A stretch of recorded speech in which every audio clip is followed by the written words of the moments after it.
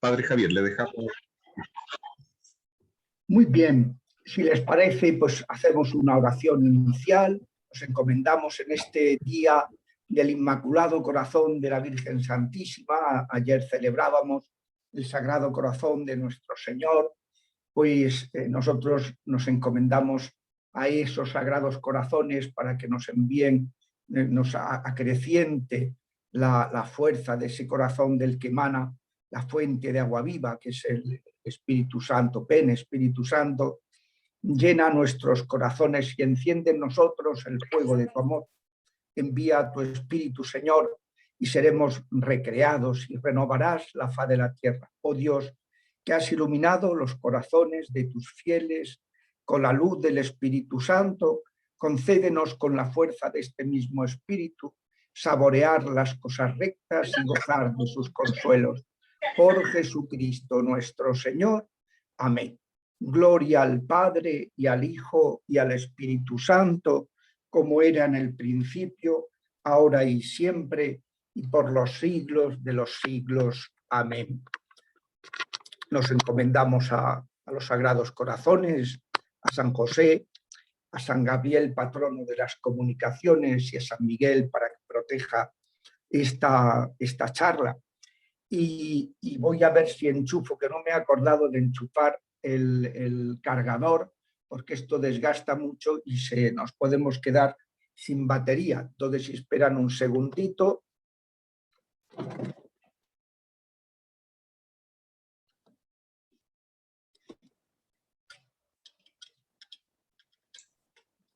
Como estamos en este día del Corazón Inmaculado, recemos a la Virgen para que interceda por el Padre Javier en esta reunión. Dios te salve María, llena eres de gracia, el Señor es contigo, bendita tú eres entre todas las mujeres, y bendito es el fruto de tu vientre, Jesús. Santa María, Madre de Dios, ruega por nosotros pecadores, ahora y en la hora de nuestra muerte. Amén. Muchas gracias. Y pues efectivamente hemos estado hasta ahora siempre en el marco de la nueva evangelización, pues recordando el contexto. Hemos dedicado la primera charla el contexto en que nos encontramos, y luego también recordando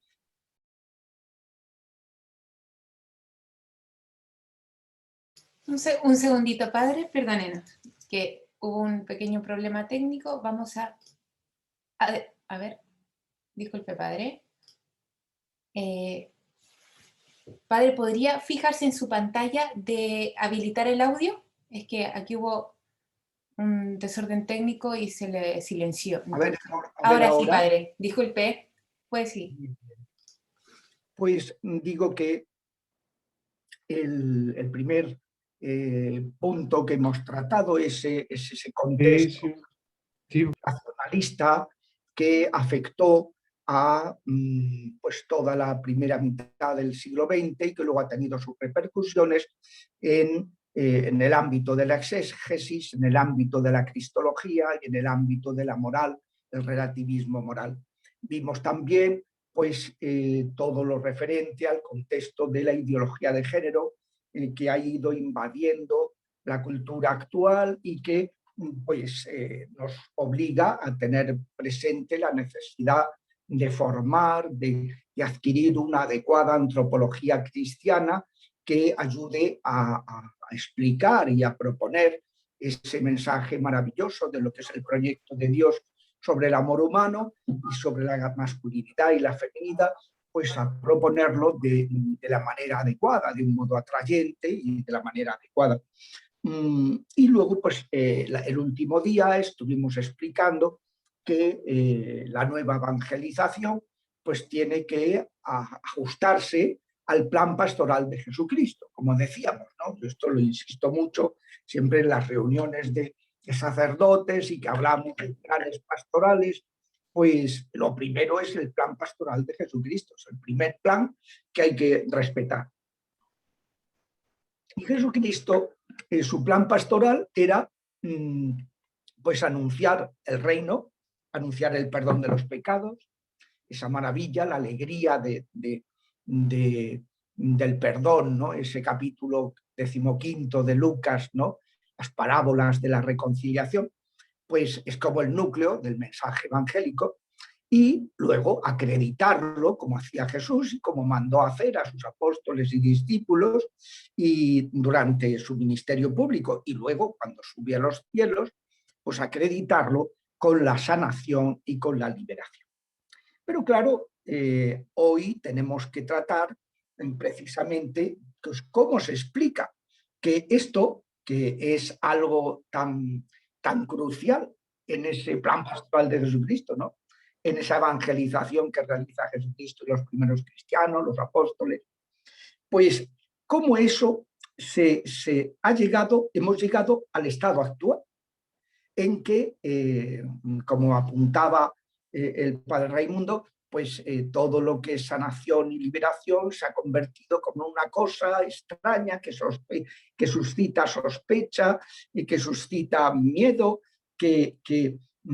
¿cómo hemos llegado hasta ahí? ¿Cómo se ha producido ese progresivo abandono de estos ministerios hasta llegar a la pérdida de la fe en la existencia de los espíritus caídos? Eso cómo ha sucedido en la Iglesia, cómo hemos llegado hasta aquí. Este es el tema que vamos a tratar hoy, porque si no tenemos claro qué es lo que ha sucedido, pues no podremos poner el remedio. Yo siempre digo que uno de los problemas que se han suscitado después del Concilio Vaticano II, al acabar el concilio, pues es la falta de convencimiento de la necesidad de aplicar las líneas que había propuesto el concilio. Y siempre he explicado, se anuncié que tengo escrito un libro, estoy corrigiendo, sobre la nueva evangelización, en que trato ese punto, y donde se viene a explicar que, claro, que uno de las lagunas de los documentos del Concilio Vaticano II es la falta de autocrítica, porque se dice hay que corregir, hay que cambiar, pero ¿por qué? ¿Qué es lo que no hemos hecho correctamente? Ahí es donde no se ha sabido pues actuar con la suficiente humildad, salvo en el documento sobre la libertad religiosa, la Dignitatis Humanae, la Declaración Dignitatis Humanae, sobre la libertad religiosa, que es el punto número 12 o 13, se explica que la Iglesia tenía clara la teoría siempre, la doctrina de la importancia de respetar la libertad religiosa, pero que luego en la práctica ha habido momentos en que hemos dejado mucho que desear. Y eso es lo que ocasionó pues, que Juan Pablo II, cuando llegó el tercer milenio de nuestra era, pues dijo, no podemos entrar en el tercer milenio sin pedir perdón, sin rectificar, sin reconocer las cosas que no hemos hecho adecuadamente, las que no hemos sido fieles a Jesucristo. Y entonces propuso al capítulo, a los cardenales, pues ese acto de petición de perdón, y entonces se encontró con una oposición frontal, completa. Una oposición pues muy seria por parte de los cardenales, que decían, ¿quiénes somos nosotros? ¿Quién es un papa para pedir perdón por los pecados que se hayan cometido anteriormente? Entonces el papa pues lo que hizo fue confiar a la pontificia, a la Comisión Pontificia Internacional, Comisión Teológica Internacional, confiarle el estudio de esta materia. O sea, si teológicamente estaba justificado que un papa hiciera eso. Y entonces respondieron con un dictamen extenso, de muchas páginas, yo lo estuve leyendo, pues no sé si eran casi 100 páginas, en que la Comisión Teológica Internacional pues decían que sí, que abrumadoramente, que no solamente podía, sino que además era como una necesidad, ¿no? Y entonces el acto se celebró, vaya que sí se celebró, menudo era Juan Pablo II, para cuando tenía claro una cosa, dejar pasar el tema, ¿no? Y se hizo el primer domingo de Cuaresma del año 2000, pues se hizo ese acto precioso de reconciliación, de petición de perdón, por las cosas que no se habían vivido adecuadamente, entre ellas el empleo de métodos coactivos en la propagación del Evangelio. Entonces, bueno, pues ¿de dónde había venido ese empleo de métodos coactivos? Pues del momento en que la Iglesia se convierte en una iglesia institucional, es decir, una religión estatal. Y entonces ese convertirse en una religión estatal ha hecho un daño muy grande a la evangelización a lo largo de los siglos. El Señor nos ha acompañado porque Él dijo que no nos dejaría solos, pero indudablemente que se ha hecho muchísimo daño, porque la Iglesia institucional ha estado contaminada por esto que llama muy delicadamente Benedicto XVI, dice adherencias mundanas. Adherencias mundanas, claro, que adherencias mundanas de haber sido a un obispo era una instancia de poder, un sacerdote era una instancia de poder, un papa era un rey, con ejército, o sea, ¿qué tiene que ver eso con el Evangelio? A mí siempre me llama la atención cuando Francisco, con esa pedagogía que tiene, pues insiste en que, oiga, que yo no soy el sucesor de un príncipe, de un rey, soy el sucesor del pescador de Galilea. O sea, es con lo que Francisco siempre insiste. O sea, ¿cómo hemos llegado a abandonar, hasta el punto en que se ha abandonado, los ministerios de sanación y de liberación? Entonces, desde luego, tengo que confesarles que en el seminario a mí no me hablaron de estos ministerios, para nada. No era algo que no existía. O sea, esto es una cuestión que luego uno se la ha encontrado por las circunstancias de la vida. El obispo me pidió que me encargara de esta cuestión y yo pues claro, pues muy bien, pues, tuve que entrar en ese tema, pero ya digo que en el seminario ni sanación ni liberación fueron temas. Es más, yo me he encontrado muchas veces que a muchachos del seminario, ¿no? que a lo mejor han querido informarse o que han preguntado en el seminario, oiga, quería aprender sobre este tema. De hecho, uy, no, eso no. Se le han echado encima porque claro, es que la cuestión es que en el siglo XX el diablo no existió. Entonces, pues el diablo no ha existido en los seminarios, muchos seminarios, no ha existido en los ámbitos de iglesia. ¿Y cómo hemos llegado ahí? Bueno, pues eso es lo que vamos a tratar ahora precisamente y explicar cómo. Hemos visto, como digo, el método pastoral, la pastoral de Jesucristo. Anunciar el reino, que el que manda no son los diablos, sino que es Dios. Un único Dios, creador, que es misericordioso y nos perdona. Acreditarlo con la sanación y la liberación, la expulsión de los demonios. Después de su ascensión, como vimos el día pasado, la iglesia, esa iglesia humilde, todavía no era una iglesia institucionalizada, era una iglesia humilde, pues continuó este método carismático de evangelización en los 3 primeros siglos de persecuciones. Y entonces, así como al alcanzar en el año 313 la libertad religiosa, pues se ejercían estos ministerios. Pero hubo como 4 siglos de centrar la pastoral de la Iglesia en el anuncio del Dios misericordioso y de acreditarlo con las expulsiones de demonios y con los milagros. Entonces, lo cual, pues, hombre, nos debería hacer pensar cuando queramos hacer una nueva evangelización, pues que sea una evangelización según el Evangelio, según Jesucristo.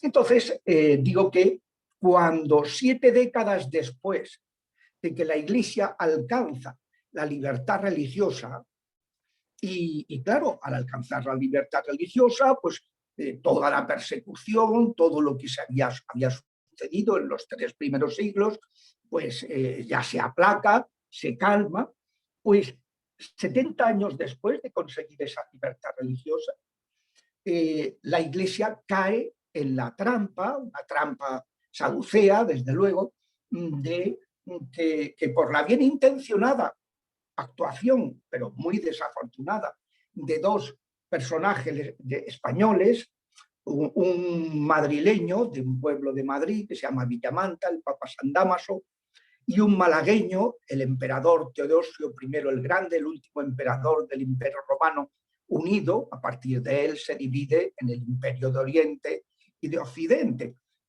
Sus hijos, Honorio y Arcadio, se ocupan, ya son nombrados emperadores de ambas partes del imperio, ¿no? Pues ellos declaran la Iglesia en una religión oficial del Imperio Romano. Entonces, claro, se empieza un proceso de institucionalización que le va a acarrear unas dificultades enormes, y sobre todo en los lugares donde la evangelización se ha apoyado más en el poder del Estado que en la fuerza de la santidad y de los carismas del Espíritu Santo. Por así decirlo, ya no hacía falta hacer milagros para tener seguidores, captar seguidores. Ya no hacía falta, porque ahora, si eres ciudadano romano, tienes que ser católico, tienes que ser cristiano. Es lo que hay. Entonces, Cristo, que había prometido su asistencia hasta el fin de los tiempos, pues él promueve el Espíritu Santo todo el tema del monacato, donde se conservó la radicalidad evangélica, y además se instaura un nuevo modo evangelizador. Ya no es el modo de evangelizar de ese catolicismo institucional que está en la Iglesia jerárquica, en el sentido de, la Iglesia de las parroquias, la Iglesia de... Esa es una Iglesia que es estatal, es un organismo que está adepto al Estado y muy contaminado, claro, por esa institucionalización. En cambio, los monjes empiezan a irradiar la fe desde el ejemplo, desde esa radicalidad evangélica. Y entonces, gracias a eso, se conserva. Y en esos ámbitos sí que se mantiene el tema del exorcismo, de los exorcismos, en la pastoral de liberación y la pastoral de sanación. Por ejemplo, San Benito, que por algo es el patrono de los exorcistas, porque sus hijos fueron por toda Europa, salvo algunas regiones celtas, en Irlanda y en Galicia, España, fueron liberando a los pueblos bárbaros recién incorporados a la Iglesia de las consecuencias de esas brujerías que practicaban desde tiempos ancestrales. Entonces, fueron exorcizando toda Europa los hijos de San Benito. Iban en dos tipos, en una comunidad con dos grupos. Un grupo era los que predicaban y otro grupo que exorcizaban. Unos formaban y otros liberaban de las brujerías, las consecuencias de las brujerías. Entonces, desde aquel momento hasta hoy, se podría resumir esa historia del ministerio exorcístico en que empiezas a ocasionarse un declive importante, y sobre todo a raíz de las reacciones que se produjeron con motivo, en los últimos siglos, con motivo de los abusos que se emplearon en los métodos en el combate con la brujería. Métodos coactivos en la propagación del Evangelio y especialmente en el combate con la brujería. Donde se cometieron muchos excesos y crea como una vergüenza eclesial ante esta materia. No, la solución no es abandonar el ministerio de liberación y ahora dejar a los brujos campar a sus anchas, sino la solución es evitar ese empleo de métodos coactivos en la propagación del Evangelio. Entonces, eso sí ha ocasionado que efectivamente el ministerio exorcístico haya sido un ministerio vergonzante. No queda más remedio que tenerlo. Si se puede evitar, muchas diócesis lo han evitado. Tú vete a tal diócesis, hasta que ya el Papa Francisco se plantó y envió una carta a todos los obispos del mundo hace 3 años diciendo que ya estaba bien, que la Congregación para el Culto estaban hartos, pero hartos, de que les llegaran denuncias de muchos fieles que tenían que gastarse un dineral para ser atendidos o tenían que ir a otra diócesis. ¿Y esto qué pasa? Que esto es una cosa para ricos. Esto solamente la Iglesia atiende a los que tienen medios económicos. Porque si tú eres pobre, pues, y en tu diócesis no te atiende, pues a ver, me acuerdo la carta que le escribió la madre de un al Papa, pues hablando de lo que estaba haciendo el cardenal, diciéndole, ¿cómo ha nombrado usted cardenal a este señor? Sí, así se lo dijo al Papa. Al día siguiente estaban desde la nunciatura, ahí vamos a ver cómo le atendemos, cómo no sé qué, cómo no sé cuánto. Claro, el Papa, indignado, pues hizo tomar medidas y que se atendiera a esta persona, que además era paupérrima, una mujer paupérrima, de cada vez que tenía que hacer una colecta, tenía que tal, yo la ayudé en algunas ocasiones, ¿no? Pues a poder viajar, porque no, una vergüenza, decir, pero ¿esto qué es? Esto de que no, aquí no tenemos. ¿Cómo que aquí no tenemos? Usted tiene la obligación, y si no, hágalo usted, que es el obispo, es el principal responsable de este ministerio. Bueno, el Papa ya montó, dio el baculazo y dijo, bueno, hasta aquí hemos llegado. Y entonces escribió a todos los obispos del mundo diciendo que se acababa, que tenían que instituir y además formar. No basta eso, ¿no? Instituir a un exorcista y dejarlo ahí que no sepa cómo actuar, porque eso es peligrosísimo, de las cosas más peligrosas que pueden cometerse, ¿no? De los errores más graves en los que se puede incurrir, ¿no? Entonces, pues ya digo que el Papa Juan Pablo II pidió perdón por esos excesos, por ese empleo de métodos coactivos, más le encargó hacer eso al cardenal Bantuán, que tiene guacha la cosa. Es decir, este cardenal, pues ejemplar, ¿no? Que había padecido cárcel, había estado celebrando con una gota de vino en la mano y con una miguita de pan, vino que le mandaban como una cosa para el estómago, un jarabe para el estómago y tal, y se lo hacían pasar y con eso ya tiraba muchísimo tiempo. Pues celebraba la Santa Misa en la cárcel, que estuvo padeciendo la cárcel tantísimos años, se fueron 15 años o no sé cuántos, por causa del Evangelio, y pues le encargó precisamente a él, que había padecido eso por parte, no de la Iglesia, sino del Estado, pues que él pidiera por las veces que la Iglesia había hecho eso mismo a otras personas, ¿no? Y fue el cardenal Antoine, mientras el Papa Juan Pablo, abrazado a aquel Cristo enorme, ¿no? Que hizo traer a la Basílica del Vaticano, y abrazado al Cristo, pues se iba pidiendo el perdón por aquellos excesos, ¿no? Bueno, el Papa hizo ese acto, y bueno, pues además hubo otro factor que ha contribuido al abandono, no solo la vergüenza. Y ya digo, o sea, es un ministerio que se ejerce de manera vergonzante, del que no se habla, del que no, en las reuniones, ¿verdad? Eso se lo dije a mi obispo, decir, mire, lo primero que hay que hacer es que todos los curas de la vicaría pues sepan que tenemos un exorcista y que si tienen un caso que lo manden, y donde tienen que mandarlo es lo primero, ¿no? No, bueno, por no sacarlo, no se había sacado ni en el boletín oficial de la diócesis.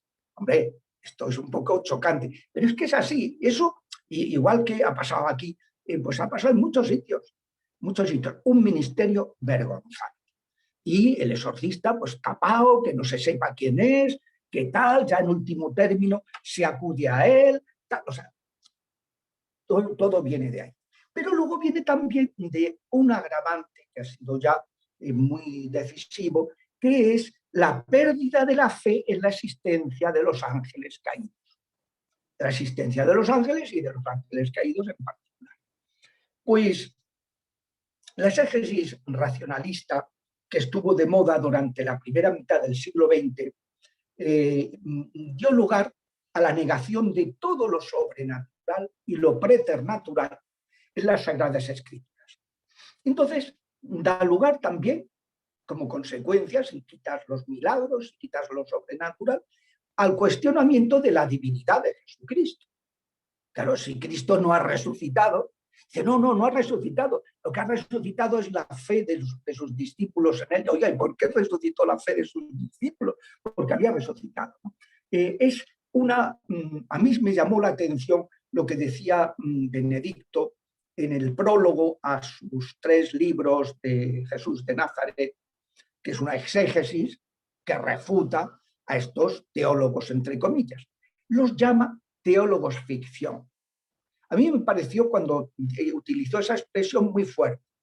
Y tratándose de una persona tan rigurosa, pues los profesores de universidad, los suelen ser gente muy rigurosa. Y entonces, que él empleara esa expresión tan dura, teólogos ficción, digo, esto es que tiene que ser verdad, porque si no, este Papa, que es además tan delicado, era una persona que es una persona, ¿no?, que cuando estaba ejerciendo de Papa no permitía que se hablara mal de nadie en su presencia, cortaba radicalmente, ¿no? Esto era una cosa que llamaba mucho la atención a la gente que tenía audiencias, que tal, que iba a exponer un caso y tal. Es decir, cuando no se enfoca en la descripción de lo que se quería poner en valor, no se enfocaba de una manera cristiana, el Papa, intervenía inmediatamente y no lo permitía. Es una persona de una delicadeza en ese tema de la lengua enorme, ¿no? Bueno, pues que el Papa escribiera teólogos ficción a mí me dejó con la mosca detrás de la oreja. Pero salí de la interrogante cuando, con ocasión de un sacerdote de Guinea que estaba haciendo la tesina en Sagrada Escritura, pues se empantanó ahí, no conseguía, porque el lenguaje, la profesora que le dirigía no le entendía su castellano, y eso que en Guinea hablan español, pero no era un castellano correcto, y entonces, pues el caso es que no, estaba atascado. Y pues aproveché un mes de agosto que estábamos el párroco y yo, y por tanto, pues, y hay muy poca gente, pues se va mucha gente de vacaciones aquí en Madrid, pues aproveché para dedicarme casi full time, con el permiso del párroco, pues a revisar el trabajo y sacar. Y entonces me encontré con una sorpresa, porque cuando uno estudia en el seminario la escritura, pues la verdad es que sí, pues hombre, estudias cosas y tal, pero no se profundiza demasiado. Y claro, al encontrarme con textos de todos estos autores de la exégesis liberal, en la que no se justifican las afirmaciones. Digo, amigo, ahora ya sé por qué el Papa está hablando de teólogos ficción. Esto no es ciencia, esto es una ficción de teología, es una falsa teología, porque la teología es ciencia de la fe. Primero, si no tienes fe, ya no puedes hacer teología. Segundo, si no lo haces científicamente, con rigor científico, tampoco. Entonces yo le preguntaba a este joven sacerdote, decíamos, a ver, Jesús, se llama Jesús, justifica esta afirmación. Y yo, no, para nada. Y yo, ¿cómo se puede decir una machada de este tipo sin justificarla? Y dice, no, pues él la dice. Y lo han seguido muchos, ¿no? Y ha sido pues un vivo de la exégesis bíblica. Es eso, teólogos ficción. Y bueno, pues ante también la ignorancia, ¿no?, en esas materias, pues, y no contrastar esas afirmaciones y ver que no tienen fundamento ninguno, pues entonces ha habido toda una exégesis que ha ido quitando, arrancando la fe en las realidades del espíritu. Todo son cuestiones psicológicas, es una psicologización del todo lo espiritual. Todos son cuestiones psiquiátricas, todos son trastornos de personalidad. Como me decía un psiquiatra anticristiano, que en la diócesis en Cataluña, cuando el Papa sacó lo de los que pusieran exorcistas, hubo ahora mismo en Cataluña, en las 12 diócesis, hay exorcistas, afortunadamente. Entonces, pues hubo dos que enseguida respondieron y nombraron, y entonces la televisión catalana, escandalizada, diciendo, a ver, es que Ascolti, a ver, es que si ahora va a existir el diablo, ¿no? Y entonces hicieron un programa, entrevistaron a uno de los dos exorcistas nombrados, y trajeron a un psiquiatra súper ateo y súper anticatólico, que decía que esto es un desdoblamiento de personalidad. Entonces, el marido de una sobrina mía trabaja en la televisión catalana y les dijo, oye, si vais a hacer este programa, pues podéis, si queréis, yo os hago la gestión para que os atienda el tío de mi mujer, porque pues él ha sido exorcista muchos años y tiene experiencia y puede a lo mejor deciros cosas. Y ya, pues muy bien, muy bien. Entonces me llamaron. A ver, ¿a qué hora va a ser? Pues yo tengo misa a las 9, estaba de vacaciones en Huelva, en Isla Cristina. Tengo misa a las 9 y tal. Sí, es a las 7. Ah, estupendo. Venga. Y entonces yo estaba con el teléfono, pues yo no me podían, con la cámara no estaba presente en el plato donde estaban grabando el programa de la televisión catalana, la TV3. Entonces me estaban entrevistando al psiquiatra y decía, esto es un desdoblamiento de personalidad, eso no existe, eso tal. Entonces, cuando pasaron pero yo lo estaba escuchando por teléfono, que aunque hablaban en catalán, pues como yo he vivido con catalanes, lo entiendo, no lo hablo, pero sí entiendo el catalán.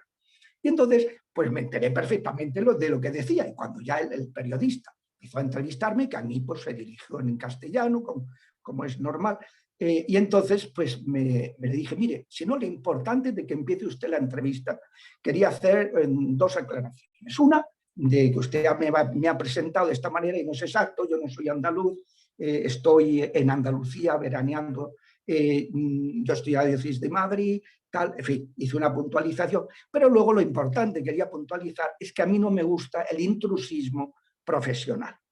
Y eso me dije, pues mire, este señor que ha intervenido hace un momento ha estado hablando de cosas que desconoce. A mí me parece estupendo que hable de psiquiatría, pero que no se meta en terrenos espirituales que no son. Mire, yo no me voy a meter en cuestiones psiquiátricas porque no me interesa. O sea, mi función no es esa.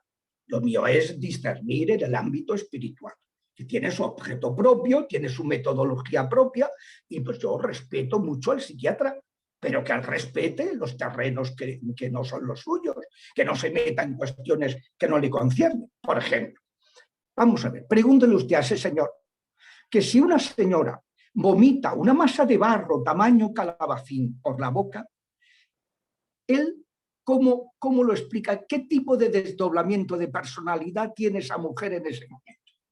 Dice, Ascolti, ¿eso lo ha visto usted? Digo, sí, por eso le digo que le pregunte, ¿qué tipo de desdoblamiento estamos hablando?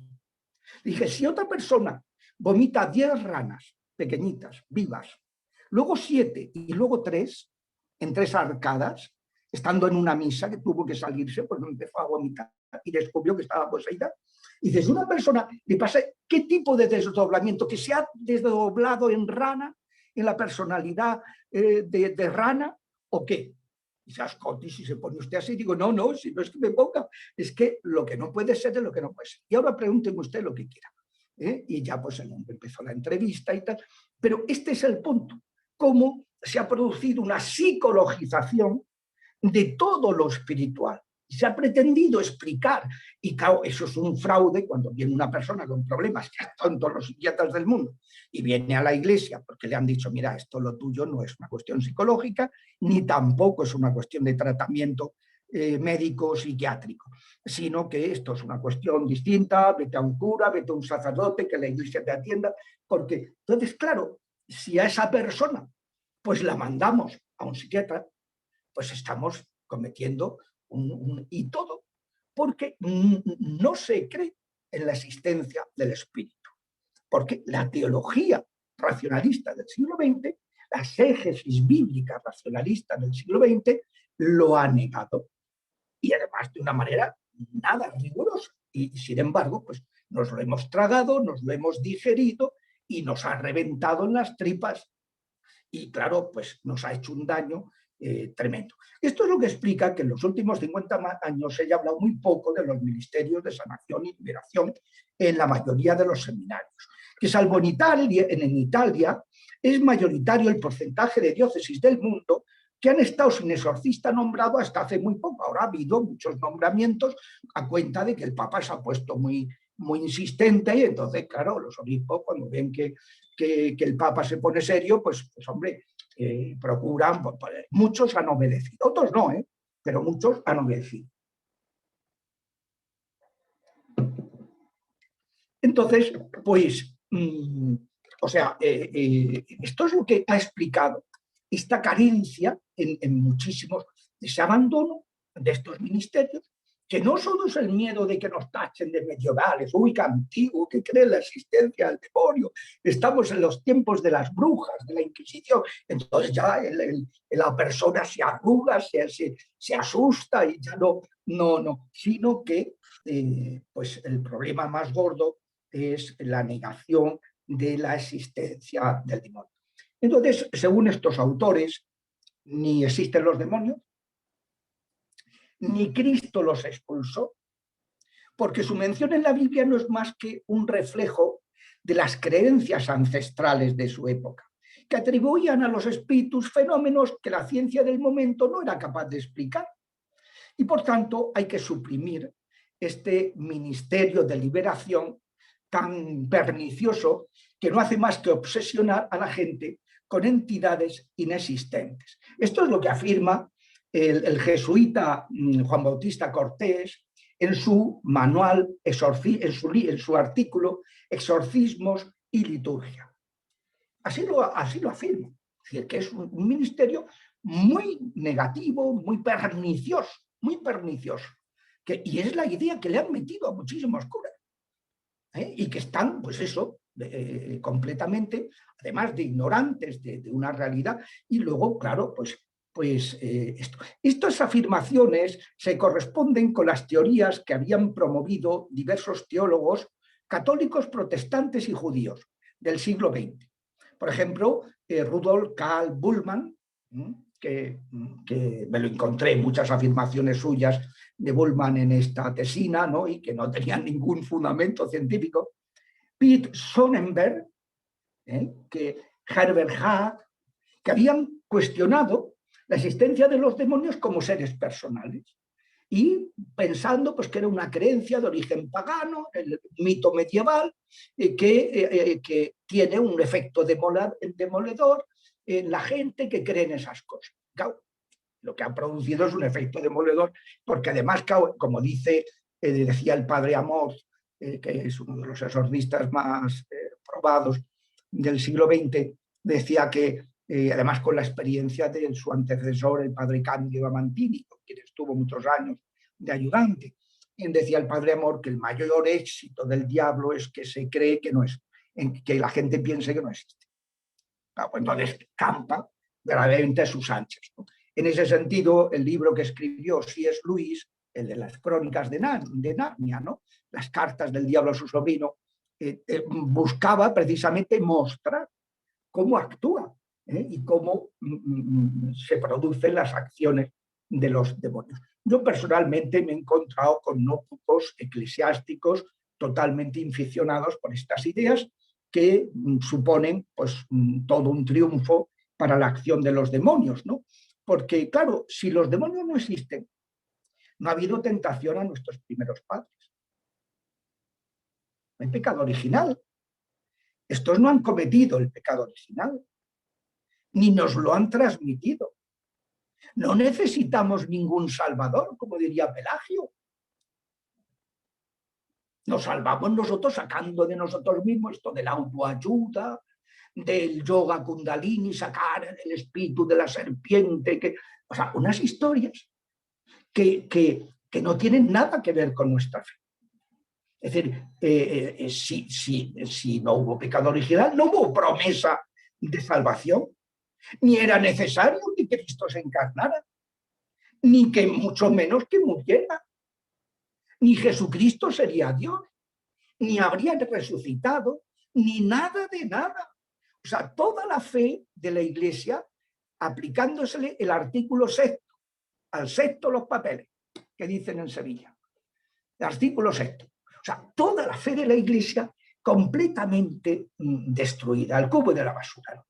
Entonces, claro, ¿qué queda reducida la fe? A unos cuantos comportamientos éticos muy ilustrativos. Hombre, Jesucristo era un personaje, era un buen hombre, muy iluminador, muy inspirador, que para su época, y nosotros ahora tenemos que adaptar a la nuestra. Por esto los alemanes pues proponían decir, bueno, hombre, que a ver, o sea, que es que uno dice, vamos a ver, los alemanes que son tan serios, tan rigurosos, ¿cómo es que proponen un abandono de la tradición apostólica tan seria? Pues porque se les ha dicho todo esto, que Jesucristo está muy bien para su época, pero que ahora, como él no era Dios, no podía contemplar todas las épocas en sus mandamientos.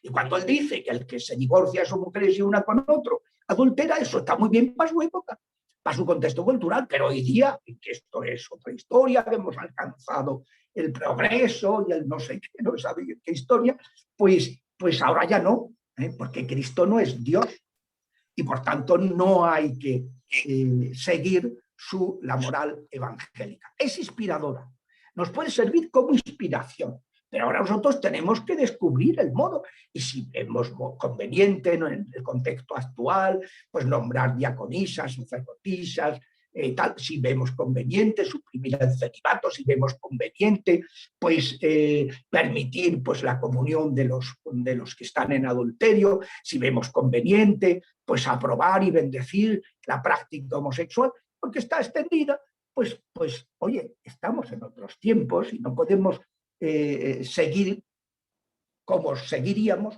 si pensáramos que Jesucristo es Dios. Entonces, este es un punto pues importantísimo, un punto importantísimo.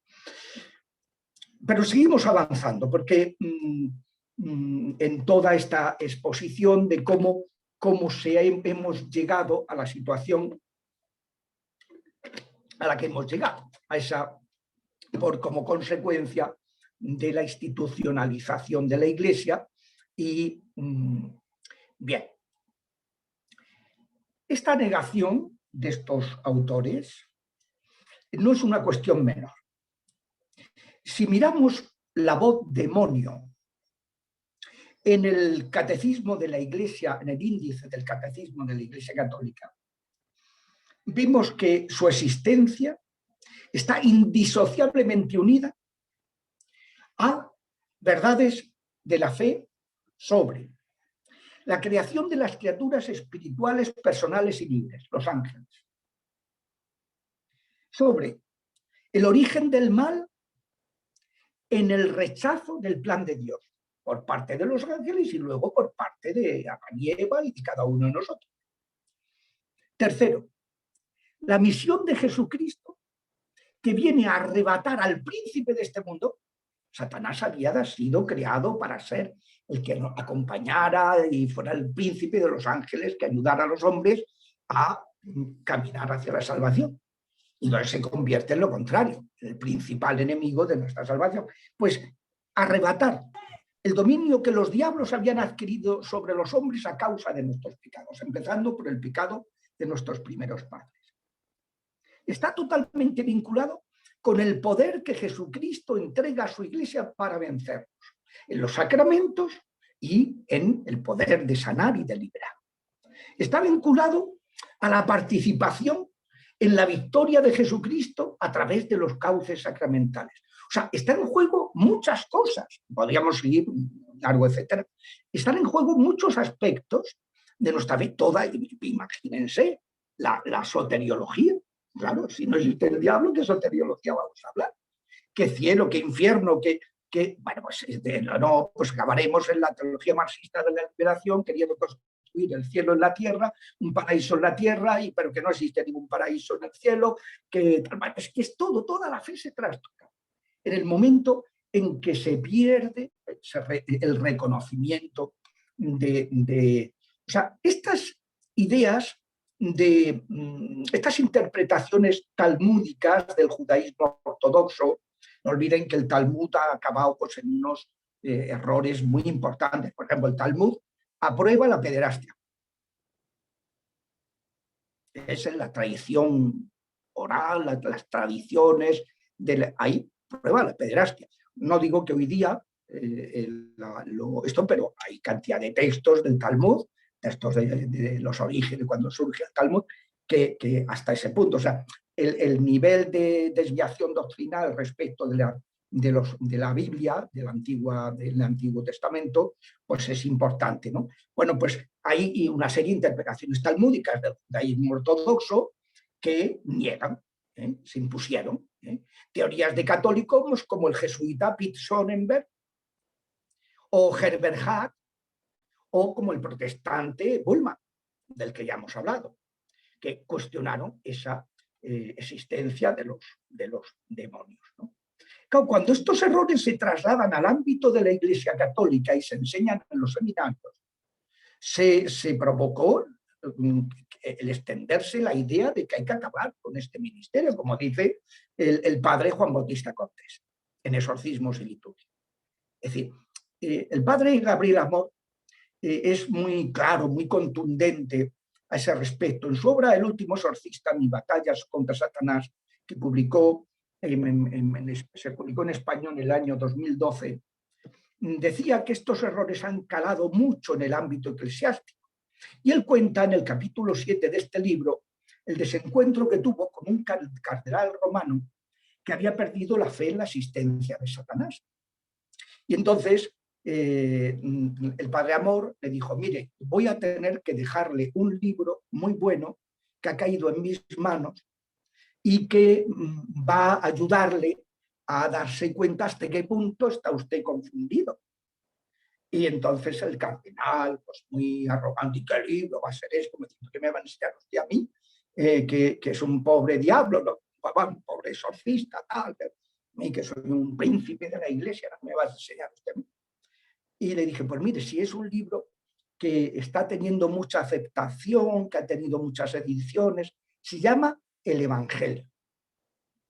Claro, el otro se puso, no sé, hombre, si es que no ha leído usted el Evangelio, si es que en el Evangelio no se habla de otra cosa, si es que Jesucristo no hacía otra cosa más que echar demonios y anunciar que había venido a quitarle a los demonios ese reinado que tenían sobre los hombres, el reinado del terror y del miedo que existe en los países de religiones animistas e hinduistas, que son, claro, dan culto a los demonios. Por eso, claro, las reacciones que se han producido cuando ha llegado un misionero, la cantidad de mártires en los ámbitos hinduistas, los japoneses, aquí, por ejemplo, en mi barrio, tenemos un hospital, el antiguo Hospital Puerta de Hierro, que regaló el gobierno de Japón a los dominicos para resarcirles de las matanzas de dominicos que se habían producido cuando ellos llegaron al Japón.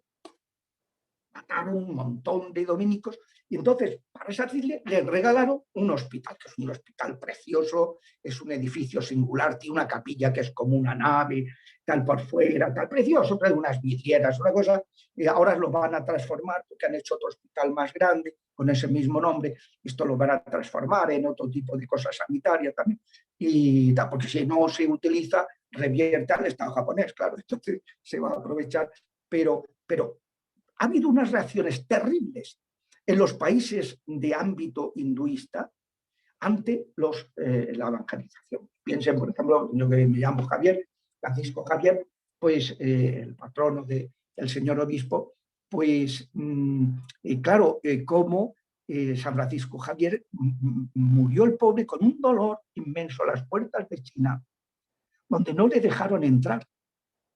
Allí en esa isla donde estaba queriendo pasar y no le dejaron entrar en China, ¿no? Porque, y cuando ha habido pues, los misioneros que han entrado en estos países, bueno, las matanzas que ha habido han sido impresionantes. Lo mismo en los países de África, que de religión animista, que dan donde los brujos y tal, claro, la reacción ante lo cristiano es enorme, porque claro, es quitarles el poder. Es que están los demonios detrás, ¿no? Entonces, pues eso. El padre Amor, en ese sentido, decía que ha sido el gran triunfo del demonio en la segunda mitad del siglo XX, que es que se negara su existencia. Hay el padre Pedro Mendoza Pantoja, que ha sido coordinador de los exorcistas de la arquidiócesis de la Ciudad de México. él decía, que dice, hay muchos escépticos entre los mismos sacerdotes. Olvidan que quien no cree en la existencia del diablo está fuera del Evangelio. Claro, esto lo vamos a ver el próximo día, donde vamos a explicar unas nociones básicas, recordar, ¿no?, unas nociones básicas de antropología teológica. Yo he sido profesor muchísimos años de esta materia, que es la materia en la que se explica la verdad del hombre desde la revelación. Y uno de los apartados de la antropología teológica es la angelología. Y dentro de ella, su apartado, la demonología. Porque hay que explicar las criaturas personales, angélicas. Criaturas personales angélicas que intervienen en el momento en que Adán y Eva están en sus comienzos para entrometerse, interferir su camino de felicidad y el de sus descendientes, ¿no?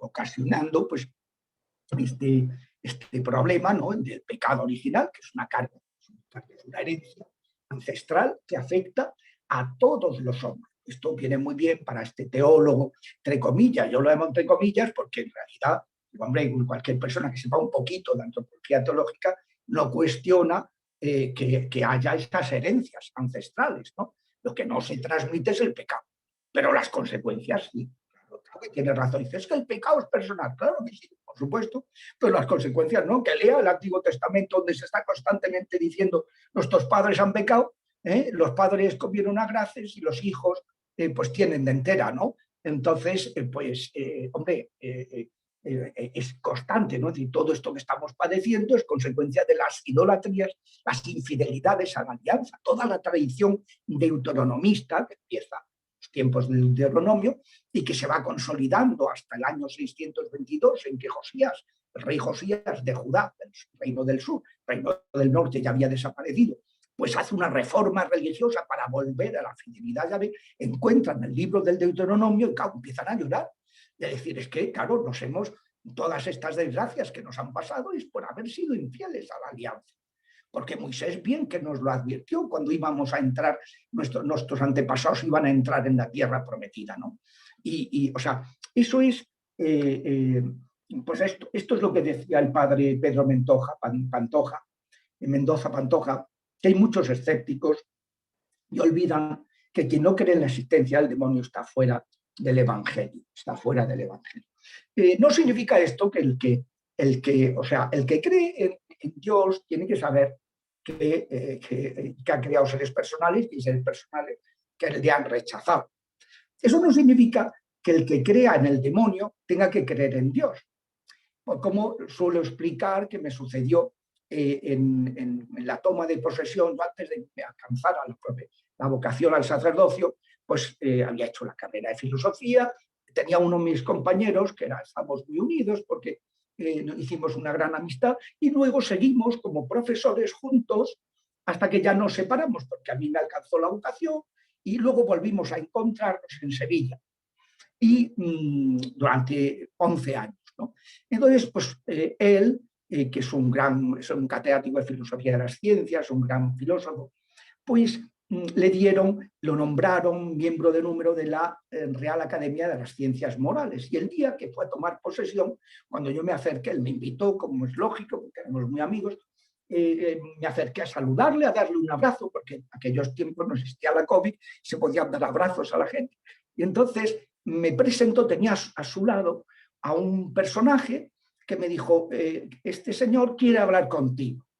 Y yo ya me imaginé de qué, porque en esos momentos estaba ejerciendo como exorcista, y total, que este señor se me encalomó, se pegó a mi rueda y ya no me soltó hasta que le pregunté, bueno, vamos a ver, dígame usted de qué quiere hablar. Y dice, pues mire, yo soy ateo, porque me educaron en una familia, mi bisabuelo era masón, mi abuelo era masón, mi padre era masón, yo no soy masón, pero he sido educado en el más estricto ateísmo. Entonces, pues yo no creo en Dios.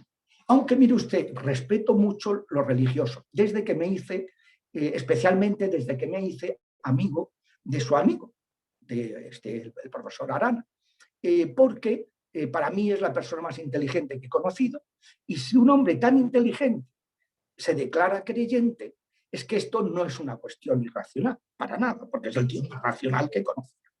Y por tanto, pues yo respeto mucho lo religioso, pero no creo en Dios porque no me he encontrado con él. De pequeño no he tenido oportunidad porque mi familia no me la ha facilitado, sino todo lo contrario. Y ahora de mayor todavía no he tenido esa ocasión. Bueno, entonces, bueno, por cierto que este profesor Arana, que tuvo también un proceso hasta que se encontró él ya con el Señor. Fue cuando 40 años buscándolo, él era cristiano, pero no se había encontrado con Cristo. Y se encontró con él hace año y medio. Publicó un libro que se lo recomiendo, que es precioso, que es Teología para Incrédulos. Yo le he hecho una reseña ahora para el homenaje que le damos al jubilarse en otoño. Entonces se ha hecho un libro, homenaje y tal. Y entonces a mí me pidieron un artículo y he hecho una reseña sobre ese libro, que es una preciosidad. Teología para Incrédulos, donde en el fondo pues narra su proceso de conversión. Pero aún así, aunque él había muchas cosas que no tenía claras, pues él se declaraba cristiano. Además tenía una mujer que es súper creyente, una hija que es súper creyente también, y por tanto, pues él en ese sentido estaba muy sostenido en sus dudas, en sus carencias, está sostenido por la fe de su familia. Bueno, pues cuando este señor me dice, mire, yo ya digo que respeto mucho, pero no creo en Dios. Sin embargo, sí que creo en los demonios. Entonces, a mí eso me rompió los esquemas. ¿Cómo que usted cree en los demonios? Dice, sí, porque a estos me los encuentro todos los días. Entonces caí en la cuenta de que como era descendiente de masones, lo habrían consagrado a Satanás un montón de veces, como hacen en estos ritos para ir subiendo, adquiriendo poder. Y claro, el pobre padecía unas vejaciones, unos ataques de los demonios. Y claro, entonces, a partir de ese momento cambió mi idea de que las dos creencias van unidas. No. Una persona puede haber tenido experiencias diabólicas y sin embargo no creen en Dios. Entonces, o sea que es un tema pues que bueno, estos errores han dado lugar a ese abandono de la atención de los atribulados por los espíritus inmundos, que el Papa pues, ha denunciado mucho y que, pues claro, que es muy penoso, ¿no? Al mandar a la gente al psiquiatra sin atenderlos. Eso se ha notado, por ejemplo, en la reforma litúrgica, que claro, se empezaron a hacer los rituales del nuevo ritual del bautismo de niños después del concilio, de la penitencia, del matrimonio, el misal romano y demás. Y en cambio, pues tardó 3 décadas en publicarse el nuevo ritual de exorcismo. Claro, no se creía en eso. Y además se hizo fatal. ¿En qué sentido? Como así lo decía el padre Amor. Pues porque no tuvieron en cuenta a los exorcistas. Y fue una cosa que se hizo en los despachos, que está muy bien desde un punto de vista de la historia de la liturgia del exorcismo, pero nada más. Y claro, él protestaba, el padre Amor.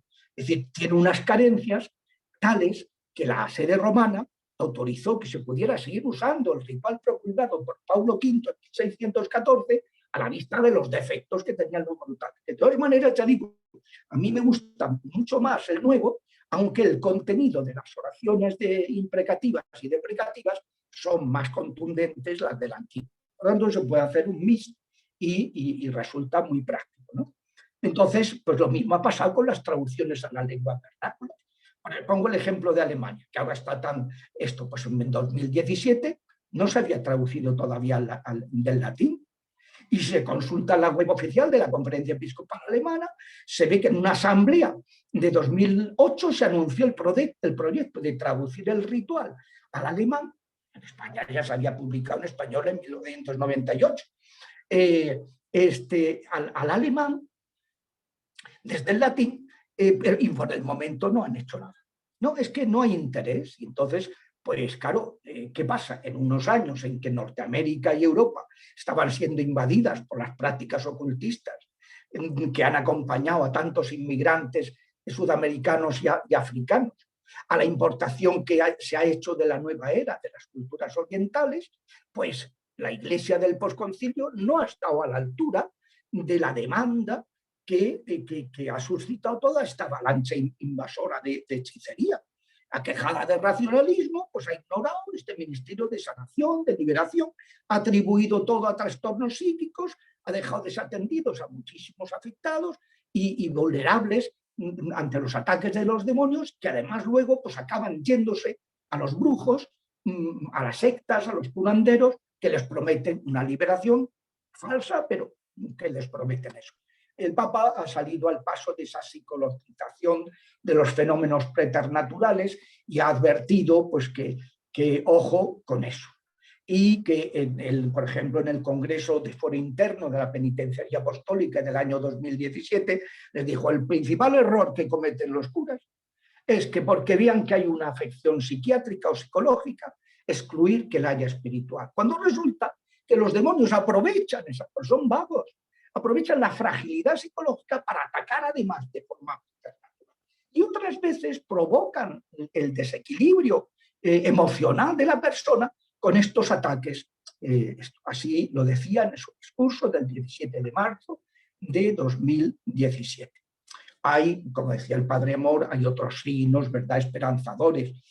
Por ejemplo, en España ya muchas diócesis han cubierto la laguna. En Francia hay 90 diócesis que han nombrado exorcistas. En América y en Europa se están celebrando congresos de exorcistas. Se ha aprobado ya canónicamente la Asociación Internacional de Exorcistas, que se suma a la que existía de exorcistas americanos y de exorcistas italianos, y que acaba de publicar un documento que está muy bien, que recomiendo, que se llama Líneas Guías para los Exorcismos. Son unas pautas de experiencias, de tal, que vienen muy bien, es un buen vademecum, ¿no? En algunas cosas no llega a ser un manual, pero es un vademecum que es útil y práctico. Y bueno, el que más ha contribuido a todo esto, esta restauración, este inicio de restauración de estos ministerios, es Francisco, que le está habituado, como se ha visto cuando impuso las manos sin inmutarse, ¿no?, a los enfermos y les salió poseído, y no, vamos, se quedó, vamos, lo sometió con imposición de manos y se quedó tan contento. Los obispos de Estados Unidos le han sacado sus catequesis sobre el diablo en este libro que se llama Rebuking the Devil, o sea, reprendiendo al demonio, que lo ha sacado en 2019, ¿no?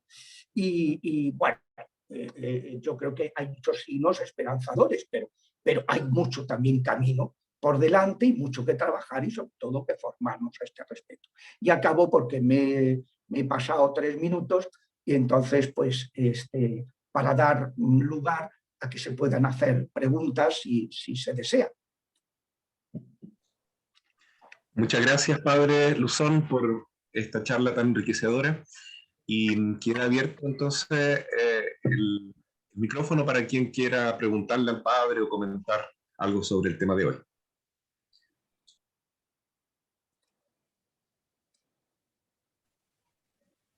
Padre, acá Jimena Villegas.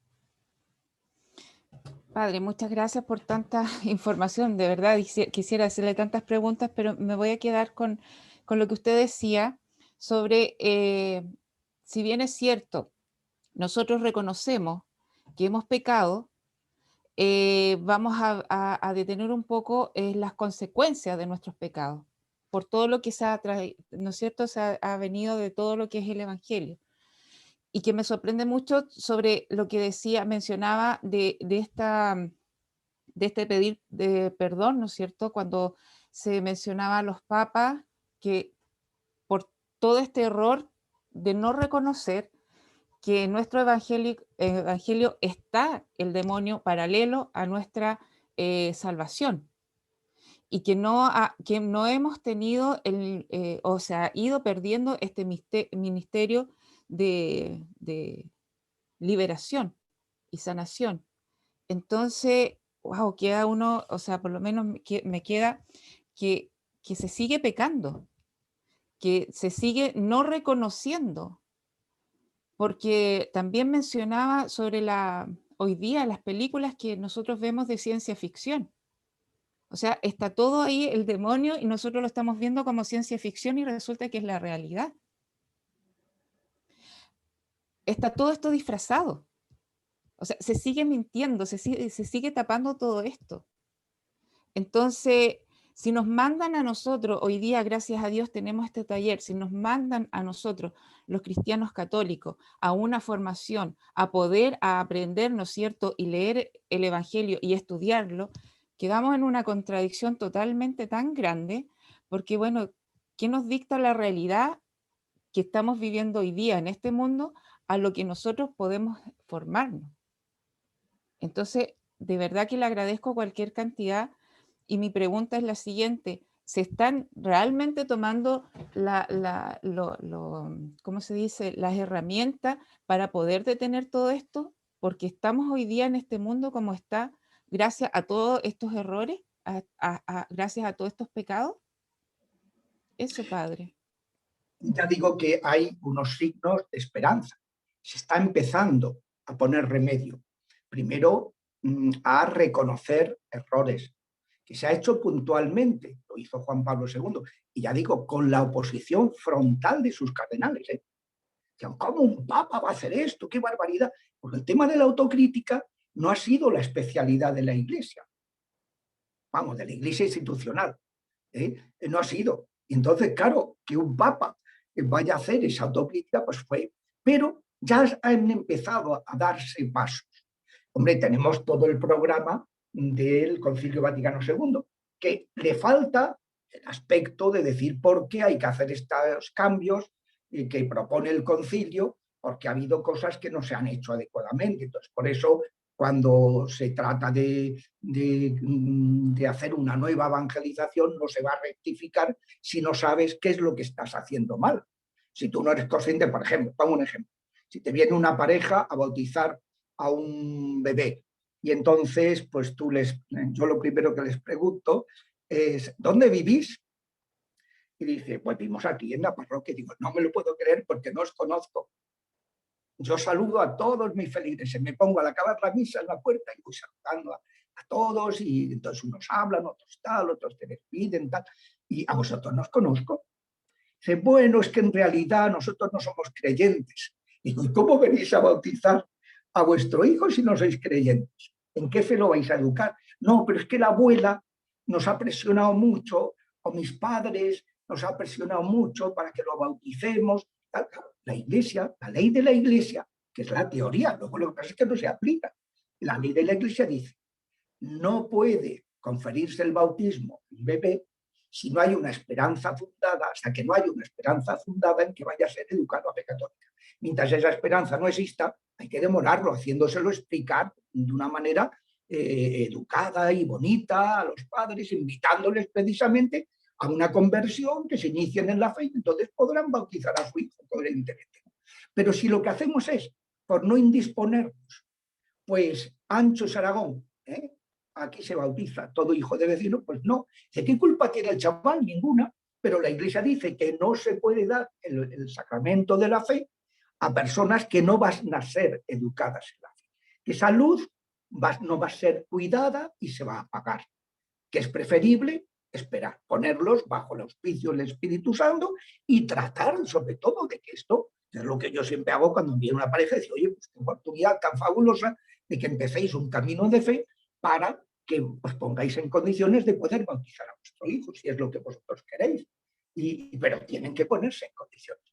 O sea, hay un inicio, hay unas pautas. El Señor nos ha regalado a este Papa, que es un Papa que tiene experiencia. Juan Pablo II también tenía experiencia, por lo que se vio pues, en algunas actuaciones, pero este tiene más.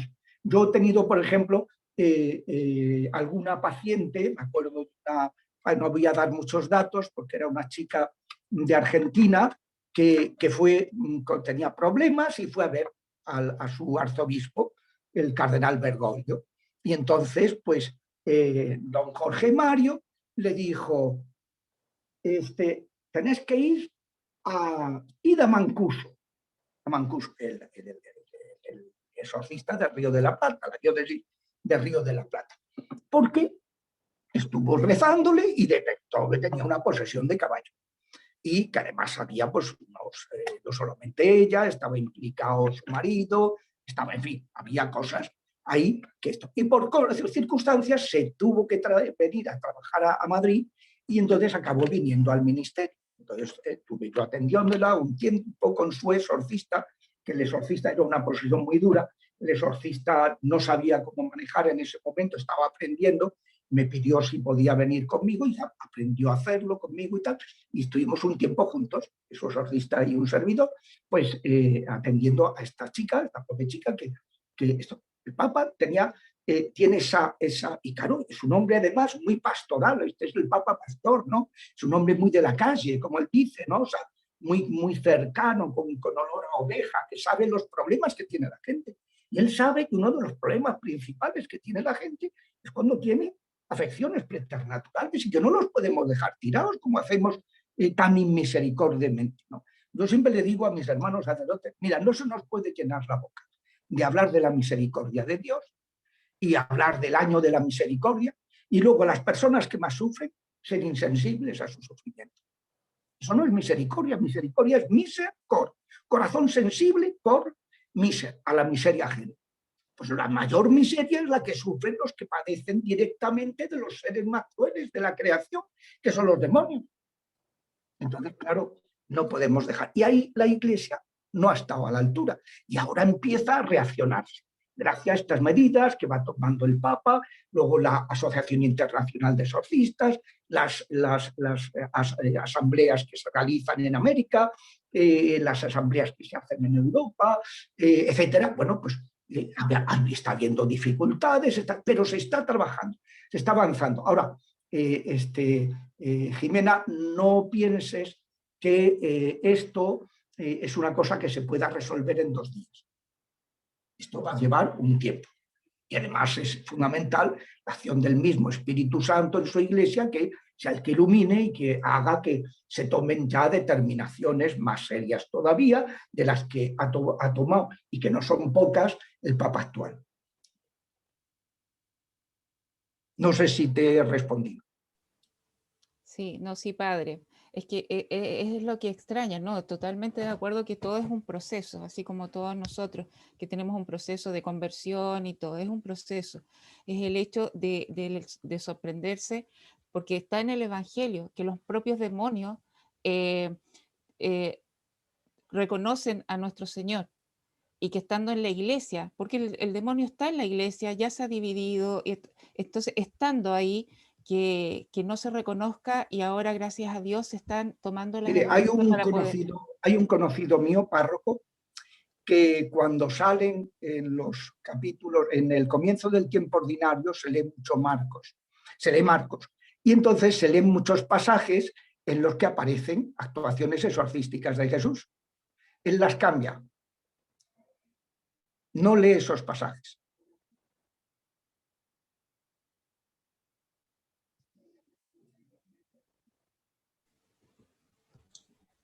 Está contestado. Gracias, padre. Padre Javier, usted señalaba que uno de los problemas más graves que se produce por esta desatención pastoral es que los más pobres quedan muy afectados porque no tienen la posibilidad de viajar a diócesis vecinas para ser atendidos, esta necesidad tan grave, ¿no? Y también se puede decir que muchas personas sufren el doble porque se creen locos. O sea, ellos se sienten que están locos porque todos les dicen eso, o ellos imaginan que es una locura, y resulta que no es una locura, no es un problema psiquiátrico. Entonces es un sufrimiento muy grande no encontrar esta atención a veces dentro de nuestra propia iglesia. En un curso en Roma nos decían que, parafraseando a Santa Teresa de Calcuta, los más pobres de los pobres en esta época son los que están afectados por la influencia extraordinaria del demonio, ¿no? ¿Usted cree que eso es un poco exagerado o es más o menos así? En estos momentos, desde luego, Teresa de Calcuta decía que el más pobre es el que no tiene a Dios.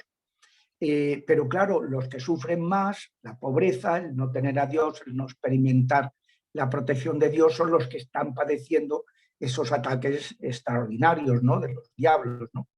Entonces siempre, claro, yo siempre digo que este ministerio de sanación y liberación es el ministerio del buen samaritano, es un ministerio de consolación, del que se olvida de sus, que tenía unos compromisos y ve a una persona necesitada y entonces pues va, en lugar de como es como el levita o el sacerdote, que claro, si tocaban la sangre ya no podían celebrar, cumplir su ministerio en el templo, y entonces les causaba un problema y no eran capaces de superar eso y siguieron de largo. En cambio, pues un samaritano, un hombre que no tenía la fe de Moisés, digamos, del pueblo de Dios, que no seguía la ley de Moisés, pues sin embargo tuvo corazón para darse cuenta de que había. Entonces, esto efectivamente es muy importante, ¿no? El darnos cuenta que los que más sufren y que desatender a estas personas es muy cruel, es muy cruel. Yo, de verdad, no sé cómo puede tener, pero claro, es que si a ti te han suscitado el convencimiento de que todo esto es psiquiátrico, y claro que no es psiquiátrico. Por supuesto que hay personas que tienen problemas psiquiátricos y otros que tienen problemas psicológicos. Son dos cosas distintas. Uno que su organismo le falta un equilibrio en determinadas cuestiones bioquímicas y otros que tienen unas actitudes que les falta un equilibrio adecuado, ¿no? Pero no todos son ese tipo de cuestiones. Y además sucede mucho que además de esos problemas tienen problemas espirituales. Por eso, claro, yo siempre digo, no hay liberación sin sanación. A veces me preguntan los exorcistas, bueno, ¿y por qué se tarda tanto? Digo, porque hace falta que la persona sane interiormente, porque si no va a seguir vulnerable y los diablos van a volver. Tiene que sanar sus heridas afectivas. Y eso lleva su tiempo, porque las almas son como el buen vino, que en Chile tienen un vino muy bueno, que mejoran con el tiempo. Las almas mejoran con el tiempo. No se va de golpe, no es una cosa de golpe, hay que ir poquito a poco, como va a decir la liturgia de este domingo, 11º del tiempo ordinario, la semilla, poco a poco. Así es como no hay liberación sin sanación y no hay liberación ni sanación sin conversión. Y también la conversión en ocasiones lleva su tiempo, ¿no? Entonces, pues, pero que es totalmente compatible que una persona, para poderse liberar, pues que tenga que tener un tratamiento psiquiátrico o psicológico según cuál sea su afección. Pero el tratamiento espiritual es uno y trata unas cosas y se ocupa de unas cuestiones, de unos fenómenos que son preternaturales. Y lo afectivo, lo psicológico, lo psiquiátrico, lo trata el psiquiatra, que tendrá que ocuparse si es que... Pero claro, si una persona llega al psiquiatra y como me dijo el otro día un sacerdote que tiene un trastorno obsesivo compulsivo y me dice, voy al psiquiatra, me puso una medicación. Estuve 4 meses y me dije, mire padre, usted no tiene trastorno obsesivo compulsivo, porque yo a todos los TOC que me han llegado les pongo ese tratamiento y reacciono. Usted no le ha afectado nada. Vaya usted a un sacerdote que le rece. Empezó a recibir liberación y de pronto empieza a desaparecer ese trastorno que era espiritual, que le afectaba psicológicamente, pero que el origen era espiritual, como aparece en los evangelios, pues muchas veces que dice, echó al demonio y se curó la encorvada. El origen de esa mujer encorvada, la jorobada, era un origen espiritual, no era un origen orgánico ni un origen psicológico. Entonces es muy importante determinar, discernir qué tipo de afección se trata y si necesita un apoyo también psicológico, psiquiátrico, por supuesto, entonces pues tendremos que tener personas, los sacerdotes, siempre en nuestra labor pastoral, psicólogos y psiquiatras que ante una necesidad pues lo atiendan con una antropología cristiana, ¿no? Porque eso es algo muy importante. Muchas gracias, padre. ¿Hay tiempo todavía para otra pregunta, para algún comentario? Bueno.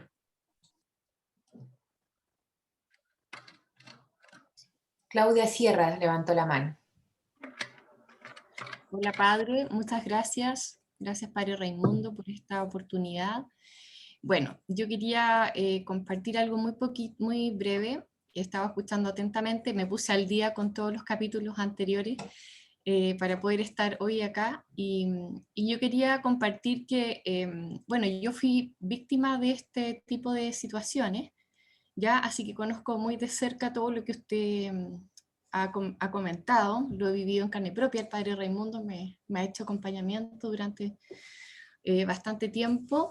Y hay una cuestión que me gustaría plantear, que es el tema como, porque mucha gente a mí me cuestiona hoy que soy tan devota, o sea, como que dicen que exagerada.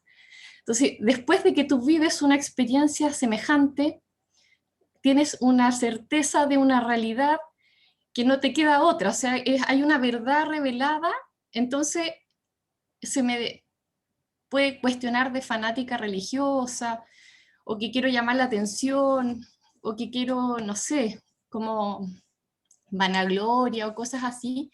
Entonces yo inicié un apostolado del Santo Rosario hace más de un año, con cositas pequeñas que, bueno, yo soy carismática y el Señor a través de la oración en el Espíritu Santo va emocionando y se va discerniendo.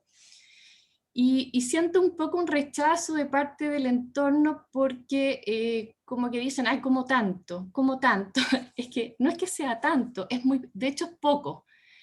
Pero en el fondo, bueno, me enamoré del Señor y le doy gloria a Dios porque me rescató de una situación muy dolorosa, de muchos padecimientos.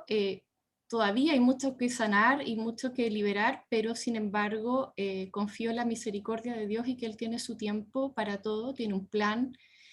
Pero en esto del entorno, como decía usted, de querer entenderlo todo, yo tampoco entiendo todo lo que me pasa, ni todo lo que viví, pero sí eso, es eso, que en el fondo mucha gente a veces cuestiona que, oye, sí, es solamente rezo el rosario, pero es como lo que duele más es como el cuestionamiento de la propia iglesia de por qué uno es tan, se aferra, yo me aferro tanto a Dios porque sé que necesito de eso y no me puedo apartar nunca más. Entonces, a veces hay como, entonces hay una doble carga. O sea, ya está por un lado, y yo le doy gracias a Dios por el Padre Raimundo porque él ha sido un apoyo fundamental porque me devuelve la moral. Cuando hablo con él de las cosas que me pasaban y que me pasan, como que él me hace como volver a, como que es como uno así en el desierto porque él me entiende. Y ha sido muy amable, muy respetuoso, muy, con mucho tino y yo creo que el Señor, la Virgen lo puso ahí en mi camino. Entonces, eso quería, si usted nos podía decir algo al respecto, porque para mí es como que vi un Via Crucis cuando tengo que como vivir mi fe, porque definitivamente hay mucho como, ay, no, es que ella quiere hacer esto, quiere hacer esto. Entonces, no es así, no es eso, es simplemente que uno tiene una certeza de una realidad y uno quiere ayudar a otros, quiere que a los demás no les pase. Entonces, eso, padre. A ver Pues si usted mire, es muy oportuna su comentario, muy oportuno su comentario. Hay un salmo que dice que si una persona lejana me ofendiera, yo lo soportaría con facilidad. Pero tú, el que estás dentro de la iglesia, el cercano, mi amigo, con el que he compartido cosas, pues esto a mí me destroza, viene a decir el Salmo, ¿no? Yo creo que es algo, un sentimiento que hay que compartir con Jesús. Veo que tiene usted ahí al Sagrado Corazón detrás de usted, pues tiene que ir al Sagrado Corazón, porque ese corazón ha padecido eso mismo. Fíjese que los que llevaron a Cristo a la cruz eran los religiosos de la época, eran los teólogos, los escribas, eran los sacerdotes, los sumos sacerdotes, y eran los fariseos, que eran los más practicantes de la época. Y sin embargo, ninguno de ellos creía, ni amaban a Dios, ni amaban al prójimo. No tenían espiritualidad, tenían religiosidad, pero no tenían espiritualidad. Porque la espiritualidad, como explica Benedicto en el comienzo de su encíclica sobre la caridad, Dios es caridad, dice que la fe no es un conjunto de dogmas, aunque no se puede ser creyente sin aceptarlos. No es un conjunto de prácticas litúrgicas, de sacramentos, aunque no se puede ser cristiano sin practicarlos, ¿no? Ni es un conjunto de normas morales, aunque no nos podemos llamar cristianos si no vivimos los mandamientos. Amáis, guardaréis mis mandamientos. Ser cristiano, decía él, siguiendo esa línea de explicación que él aprendió de Romano Guardini, un teólogo alemán de origen italiano, ¿no? Pues un ser cristiano sobre todo una experiencia personal. Entonces, claro, yo siempre he dicho que desde que entré en este ministerio de sanación y liberación he perdido la fe, o gran parte de mi fe la he perdido, porque he dejado de, antes, claro, se cree lo que no se ve. Cuando tú ves las cosas y las experimentas, entonces ya no necesitas creerlas, ¿no? Ya es otro tipo de fe, es experiencia, es haberte encontrado con el Señor, ¿no? Entonces, no se preocupe. Jesús le preguntan, ¿tú por qué hablas en parábolas? Y dice, porque hay mucha gente que viene y no quieren creer, no quieren convertirse, y entonces yo hablo en parábolas para que no se enteren. Y en otra ocasión, Mateo en el Sermón de la Montaña, dijo una cosa muy dura, que es Mateo 7:6. Dice, no deis las cosas santas a los perros, ni echéis vuestras perlas a los cerdos, porque las pisotearán con sus patas y revolviéndose os despedazarán. ¿Quiénes son los perros? Los que quieren una religiosidad sin exigencia. No quieren un peregrinar de fe, sino un turismo religioso, comodón y tibio, la iglesia de la Odisea, que tibia, ¿no? Ni frío ni caliente, y que les resulta chocante, hombre, tú, qué radical, qué exagerada, qué tajante, qué cosa, no, por favor, tal, esto ya no se lleva, esto ya no. Y entonces, pues eso, no deis las cosas santas a los perros, ni echéis vuestras perlas a los cerdos. ¿Quién es cerdo? El que quiere vivir una vida hedonista. Por eso, el Papa Francisco, en esa exhortación sobre el llamado a la vida cristiana, a la santidad en el mundo actual, que se llama, la tituló por el título de la última de las bienaventuranzas, alegraos y regocijaos cuando os critiquen, os persigan y os maldigan por mi causa. Alegraos entonces, porque eso es señal de que vuestro nombre está escrito en el cielo, de que vais por el buen camino, ¿no? Pues en esa exhortación apostólica Gaudete et exultate, el Papa Francisco dice que los dos enemigos principales de la vida cristiana son el gnosticismo, ser una religiosidad teórica, una gnosis, pero no un compromiso, no una experiencia de fe, y el pelagianismo, el reducir la fe a unas prácticas religiosas humanas, pero no algo en el que Dios sea el que pone las bases, el protagonista, ¿no? Entonces, dice el Papa que esos son los dos grandes enemigos. Por lo tanto, no se preocupe porque alégrese y regocíjese de que le critiquen por esas cosas, porque eso es buena señal, de que por lo menos está intentando ir por el camino de la rectitud, del seguimiento de Jesucristo. Gracias, Padre. Muchas gracias a todos los que han participado hoy. Padre Javier, ¿cuál será el tema del próximo sábado? Pues mire, el próximo sábado vamos a dar la creación, la caída y la salvación. Unas nociones, recordar la doctrina de la Iglesia básica sobre la creación, la antropología cristiana, lo que es el ser humano y lo que son los ángeles, lo que es el pecado, porque Dios lo permite, y la soteriología, cómo Dios interviene, nos da la medicina para salvarnos. Unas nociones que son, parece que son, hombre, pero si esto ya lo sabemos, no. Lo sabemos, pero conviene recordarlo porque al no tenerlo en cuenta se acaba negando, se acaba incurriendo en este problema en que pues han incurrido tantos teólogos supuestamente católicos, tanto teólogos ficción, que han negado los ataques del enemigo. Muy bien. No sé si Monseñor Francisco Javier nos está acompañando para que nos dé la bendición final, por favor. Bueno, agradezco al Padre Javier esta exposición tan clara y también concreta, ¿cierto? Y en este día en que estamos celebrando al Inmaculado Corazón de María, vamos a encomendarnos a ella, a su intercesión, para que el Señor Jesucristo, por María, nos dé la gracia de poder discernir la acción del demonio y también nos dé la gracia de poder recurrir a los medios que nos ha dejado para justamente vencer estas insidias. Sobre todo, vamos a decirle a María: Dios te salve María, llena eres de gracia, el Señor es contigo. Bendita tú eres entre todas las mujeres, y bendito es el fruto de tu vientre. Madre de Dios, ruega por nosotros pecadores, ahora y en la hora de nuestra muerte. Amén.